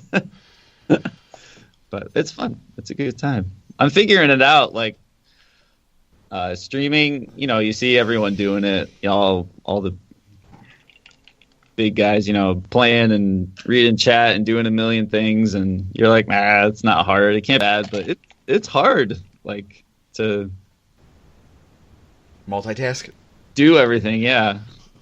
It's a fun thing. It's cool. It'll be fun, you say. I think it'd be more hard for you because you're not playing a game where you can just be like, it's on the same screen. You actually have to play an instrument to the tempo of a song and pay attention to your chat every once in a while. Yeah. It, like I said though, it's fun. Like I'm just doing it for fun, and it's good practice too. Because I usually come in and record in the mornings and do boring, crappy stuff for like really bad singer-songwriters and stuff. So it's kind of like a release at the end of that before I go teach every day. So it's really fun. It's cool. I really like it. And the people that come in and hang out are usually my buddies, and the people that have wandered in have been really cool. So it's fun. A good time. Now, are you sure you don't do trials carries? No. Do you know anybody who does? I know a few people. Actually, I wouldn't doubt it. In deep with a CR crew, you probably know quite a few people capable. In the scope, I've learned a lot. Like, oh yeah, in that, like, because I didn't care about my KD at all. Like, I played Call of Duty in college, like all the time, and I used to worry about like accuracy. That was like my big thing. Right. I didn't care about my KD, but I wanted like my accuracy to be really high in Call of Duty. But when I started playing Destiny, I never really played like a social game before, like where I would like get to know the people I was playing with. So I don't know. Iron Banner was the first time I really like played PvP in Destiny, and then the CR guys got me thinking about my gameplay. And you guys had Keen on, and like Keen is an excellent resource. Yeah, you can't not like listen to Keen and then go, oh man, I gotta step up my game. So I'm not the best PvP guy in the world, but I feel like I've learned a lot like from the Swiss and the guys in that community. So it's there's just so much like especially on that end that can be learned from people. It's just ridiculous. Yeah, it's like our own 1%er has actually been helping me in private matches, and if I could actually change this, probably my Triumph is actually learning things and actually using them just properly, and seeing my death counter to Converse actually reduce with every 1v1 we do. Yeah, like I tell people, like, learning an instrument, it kind of ruins music in a sense for you. It's like a double-edged sword, because you start to, like, whenever you hear music, it's not fun anymore. Like, oh, this is just a fun song. You start to analyze it, and you're thinking Crucible and, like, Destiny used to be just like, oh, let's just go have fun, whatever, what happens. But now when I play PvP, it's all a thought process. So the dynamic changes. It's still really fun, but I take it way more serious than I probably should sometimes. You know. Another one of my personal moments of triumph was I streamed, I think it was last week sometime, and Biz hopped in real quick, and he's like, I can't believe I'm seeing Buster kill people efficiently with an auto rifle. It's like watching paint dry, but like not in a bad way. It's just like this fool just really sat there and took all the bullets from Buster and died. Like, really? Like, every time I get killed by an auto rifle, I feel like I was probably being like flanked from somebody else, and so I'm like, okay, because I'm like, how did I get killed by a shadow prize? These were 1v1s I was killing people with, and you were getting more and more. That's my point. Like, they sat there and took all the bullets like an idiot and died. I'm like, you could have ran away from that, right? There's some fast TTKs on the auto rifle, but no, there isn't. Don't lie like that. Okay, maybe not. Still, besides, you can gotta avoid those, bud. Like, what are you doing? I mean, you're talking like Shadow. A lot of people are like praising like low rate of fire auto rifles. Don't fool yourself with those, please. Like Shadow Price, yeah, it's a glorious weapon, but you're talking like almost a full second time to kill. And come on, there's so many things that can outshoot that. Well, tell that to the scrubs that were losing to Buster, because they were getting mauled, and I'm like, well, that's kind of the point. But legitimately, I mean, it's like I was shocked at the meta and the fact that people were team shooting so much, but at the same time, that's when I was losing to auto rifles. When I'd turn a corner and I'd try to pick one dude off, and all of a sudden 4 people are turning out and spraying me down with a variety of auto rifles. But I was also playing with people who have a higher ELO than me, so I probably was playing upscale. I mean, I'm just saying, fuck you. How do you know? Did you trials report him? No, I'm just fucking with you. The thing with the new meta that I really noticed a lot is like everybody in general, their neutral game is like stepped up. Like like think of like all the grenades that we died to now. It's like in a good way. Like I'm like, yeah, it was a good nade. Where before, like people relied more on specials and that kind of stuff, but you can't like walk out into a room now and not just get like bombarded with grenades like in right? I mean, playlists. Because I actually had a drastic departure for like 2 weeks, like right after for almost 2 weeks, for like right after the patch dropped. Yeah. So I missed the formations meta. It's like I came back in and all of a sudden I'm getting team shot and I'm just like, wait, what? We're not playing Supremacy right now. Because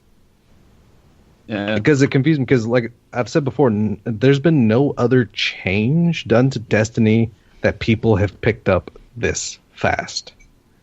When Supremacy dropped, it took people like a month and a half to finally learn to run in a pack. Like, a majority of the time. But this was like 2 weeks, and it's like people are already running in packs like Clash, and it's like, what? Well, I think that just speaks to the level of, I don't want to say skill, but the level of thought that people are putting into the game now. Well, it's the fact that they took away special, and special's not dumb anymore. That's true as well. You can't just run around with your shotgun, run around the map, and cheese the entire game by, him shotgun, died, here's some more special ammo, shotgun. You can't do that because you die and you gotta find it again. Yeah, I think the player population too, the people like us that are still hanging around playing, we've been playing a long time. We know what we're doing, The adaptation. So you go into a match, I just assume that everybody's just good, It's not where we're like, cool, these guys are staring at a wall, like they don't know how to read their radar. Really. Can't really use your screw around weapons right now. Yeah. You can if you're not trying to be like, if you want to just screw around, you can still have fun. Well, but yeah, if you want to win and exactly. that stuff, you can't like use your screw around weapons and expect to win at the same time. Yeah, those chances are drastically smaller. Although we did encounter one night, we were on Cauldron, and the whole enemy team had hard lights, and they were camped up in coffins. And there's 3 doors. Like, you couldn't see through the doors. It was just like people. I think there was like 6 in there. It was a clash match or something, and it was just like the most. Like, I physically was like gonna have like throw up or something. I'm like, I can't deal with this. It was like seizure disorder. Yeah, you couldn't do anything. So they were having fun. It was cool. Good grief. Everybody get your glow sticks. It's rave time. Wrecked. I would say they wrecked us too. Like, it was. So, I mean, we got wrecked that game. It was over very quickly. Oh, yeah. Like when you play Firebase Delphi and everyone runs bubble. Yeah. Every Titan runs bubble. A good friend of mine that I play with a lot, his name's Charged Cable. Great player, phenomenal player, but he's been running Defender with Icebreaker and weapons. Oh God! So he's been just cleaning house. It's fun to watch him, like his gameplay that he posts. It's just like, oh, dude, so crazy. So people are still having fun, but yeah, Trials you can't really go in there with fun weapons and expect to have the best this time. I don't know. At the same time, it's also nice the fact that I guess I can put hand cannon and they're not my screw around weapon anymore. They hand actually cannons get things so done. Good. Yeah, they feel so good. It's like that's what I'm defaulting back to, but I try because I just don't. I mean, of course, I use sidearms right now because they keep special, so I use them. Especially I picked up a Wormwood, but I still tend to go back to my Iron Wreath. I don't know, it just feels a little better to me. I could be crazy, but yeah, I feel bad going back to a hand cannon because it's like similar ranges, and so I like trying to the Mida sidearm, and that's like, Mida still puts in work though. Oh yeah, like in 6s, it's great for 6s. Oh yeah. So far in this meta, my 2 most successful weapons are Mida or hand cannon. Mida, I got 50 plus in Supremacy. Nice, dude. With a 10.33 KD Mida sidearm. Nice. Told you. I mean, yeah. I tried to tell you work, but you don't want to No, that's not true. That's not true. But then you hear from somebody else, True Vanguard and KJ Hovey been running Mida sidearm before. I've used Mida sidearm for a long time. No. Oh, but that's not the best part about that whole match, though. The best part was that Converse was in my party. So you stole the kills. No, I was happy. That's triumph. I was like, yes. Well, he's been screwing around with the first curse. You've just been cleaning up his kills. Hey, man. I don't know whether it's clean or not, but I took it all. It was all mine. Actually, legitimately, for team shooting strategies, like he's made mention, slow rate of fire hand cannons are awesome for team firing strategies. They do a crap ton of burst damage. 4 people can aim and shoot at the same person, and they're dead in the same time, and it's just blah blah blah. They're done. Yeah. Even if it's body shots and 3 headshots, done. I mean, they're great for cleanup. I mean, basically run highest impact sniper and a highest impact hand cannon, and you got a cleanup machine right there. Body shot, switch to hand cannon, pop. I mean, have you guys used Last Word since? I've tried. I've tried to. It's a loud resounding no from the Buster Knuckle. That is the bane of my existence. That weapon. Yeah, it's still pretty good. It still feels it really does good. feel more accurate. Like because, like I said, I went and tried it around, but I don't know. I just don't feel like I'm killing things as fast as I get melted with it. So Yeah. I always end up putting it up. Yeah. Yeah. But I mean, I do notice, like, especially now, like a lot more of the bullets are hitting.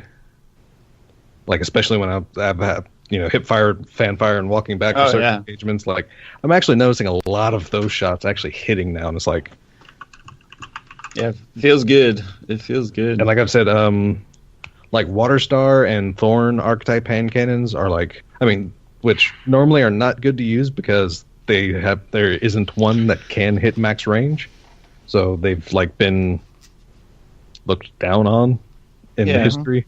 But they're actually like they're really nice feeling. But range just does not.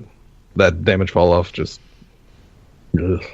Yeah, if whatever the new sandbox stuff is, I really hope it addresses the special. Yeah, but primaries in general just feel really, really, really good. If this was it, going into Destiny 2, I'm totally okay with it. Everything. If they just at least have it back to where when you pick up special, it actually loads the weapon. Yeah. I'd be okay with that.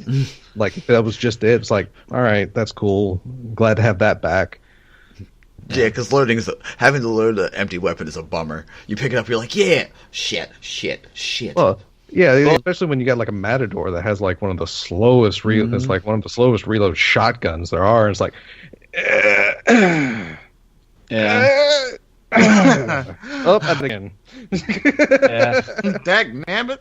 I have been actually messing around with the bubble with Armor of Light and the Fourth Horseman.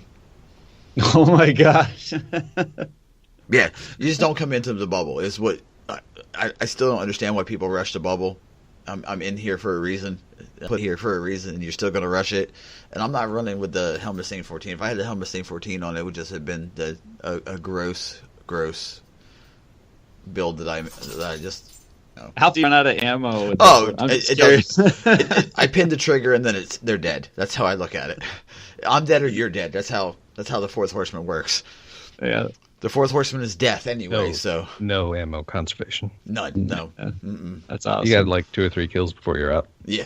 If you're lucky. 3 if you're lucky. Yeah. 2 on average per box, I'd say. Yeah. Especially if you're running bubble, you might be able to get running bubble with that strategy. I can see you getting 3 pretty easily per box, but like people listening that just want to run around and just use fourth order, come on. Yeah. At least try invective, because like legitimately, I actually saw someone using invective, and like a point occurred to me that I didn't realize before, and the fact that yes, invective takes 30 seconds in ammo, and you have to stay alive that full 30 seconds to get ammo. But unlike Icebreaker, invective can actually pick up ammo. Uh-huh. Mm-hmm. So if you stay alive for 30 seconds, you're still getting more ammo than you would normally. So it's actually I'm not going to say it's like that doesn't matter or anything, but I'll probably start. Yeah. The really good shotgunners and really good snipers that were good before the patch are still good. Yeah. They're still wrecking house with things like. Exactly. I mean, like your Dr. Lupos and such like that. I mean, they're still going to be rocking a sniper because they're good. Did you see his tournament qualify? It was a couple weeks ago where he went unbroken. Oh yes, I did see that. It's like what the crap? Yeah. Like, okay, just put my controller down. Exactly. Put the controller down, put it inside of a box, bury it in the ocean, dump it out in the ocean. Like, it's crazy. And it's so sad that he gets such like negative like criticism for using mouse and keyboard when people don't understand. Yeah, there's no advantage. It's cheap. It's like exactly, but he can't like override like the sensitivity of the game. That's like hardwired into the system itself. He's still limiting himself, and in fact, he's limiting himself worse. And he's still for using mouse and keyboard, and he still murders people. Yeah. If Destiny came out on PC, he'd fucking wreck fools. Oh my god, can you imagine if he actually had like sensitivity control to be able to tweak? My god, he would have to adjust, but it'd be rather quick, and he'd wreck fools. Seriously, because I mean, it's going because the Zen. From what I've heard him explain, it's like you're trying to create like a 1-to-1 analog, but it's almost impossible to do with a mouse. Yeah. And just listen to like the amount of crap that he had to like these curves and crap that he'd had to modify, and it's just like, why even do it at that point in time? Why not just practice with a controller? Because of his hands. Hand fatigue. Hey man. Still. I look, I mean, if I can like I've said before, if I can use my trackball and a keyboard, I would. Because that was comfortable for me. That's where I learned first person shooters. This trackball actually. But yeah. I would. And I don't care. Let people call me a cheater. Screw you, buddy.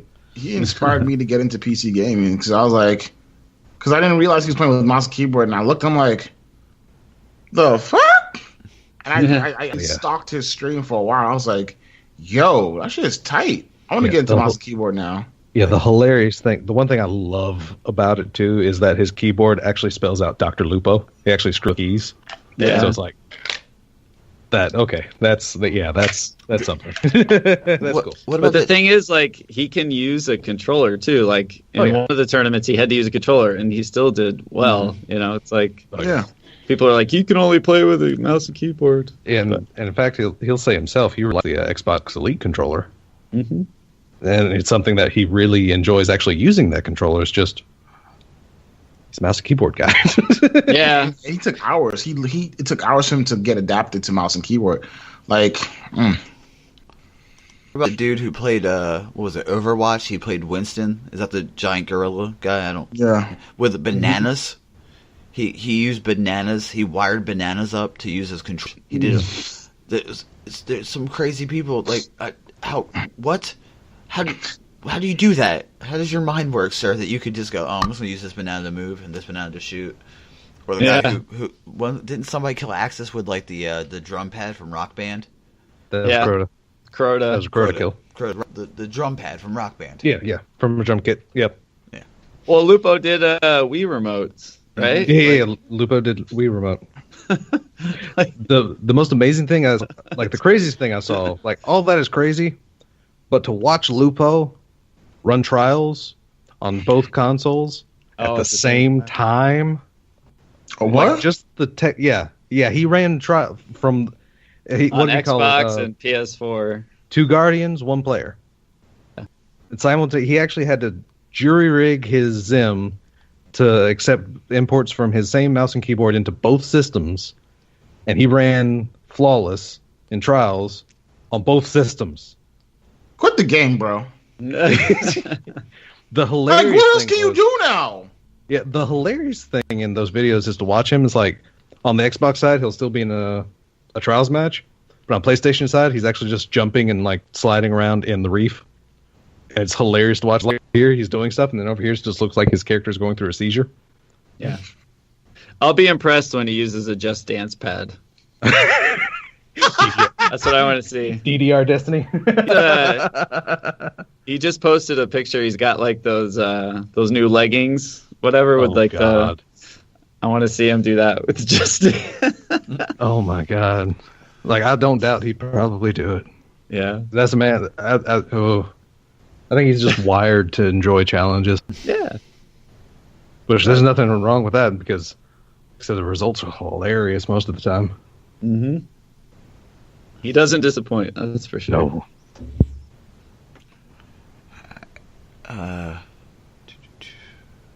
And good Gord, his charity stream for the Make-A-Wish Foundation. The fact that he had to call the Make-A-Wish representative like 3 times to bump up their limit. Yeah. Mainly because he kind of estimated his own chat and his own like community. Yeah, it's me. Like we're gonna set it for 10,000. We might be able to hit that. And this is a 24-hour stream too, so it's like, yeah, we might be able to hit 10,000. In the first like 2 hours, he hit that, and he called it back. It's like, okay, let's try 25,000. Took a few more hours, but hit that. It's like, you're gonna make me call, like as it got closer, you're gonna make me call her again to bump this limit up. So cool.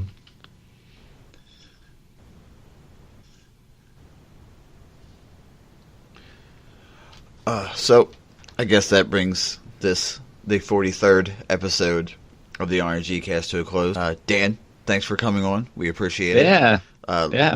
Love having you on, talking Destiny, and Thanks, dropping dude. the hint of the remastered year anniversary theme coming out. Yeah. Why don't you tell everybody where they can find you? Well, Twitch.tv or .com. I don't even know what it is. Twitch.tv. Yeah, Okay. TV. / Dandrumstone, and at Twitter at Dandrumstone. That's really it. Good, Raven. Changing up the lineup. Normally, This is your boy Raven. This is your boy Raven. You can find me at Twitter at DES_Raven. Find me on Twitch.tv / The Corvus Nest. You can search me out on YouTube, Death Switch Raven. And this is the main man, the Businessman 24. You can find me on Twitter at businessman_DRP. You can find me on Twitch, twitch.tv / businessman24. Yes, I'm streaming. I streamed last night. I'm going to stream again tonight at 10 p.m. Eastern Standard Time, so come check me out. Yeah. And I'm Buster Knuckle. You can find me on Twitter at BusterKnuckle13 and on Twitch at Buster_Knuckle. Yeah, twitch.tv Buster_Knuckle. You can find the RngCast on Twitter at the RngCast, on Instagram at the RngCast. And you can email us anything you really want, the RngCast@gmail.com. Thanks for listening, everybody. DTR. Oh yeah, don't forget to listen to everybody in the DTR network. This is the RngCast. We're out. Your man. Bye. See you all next week. And there's Bella. Yeah.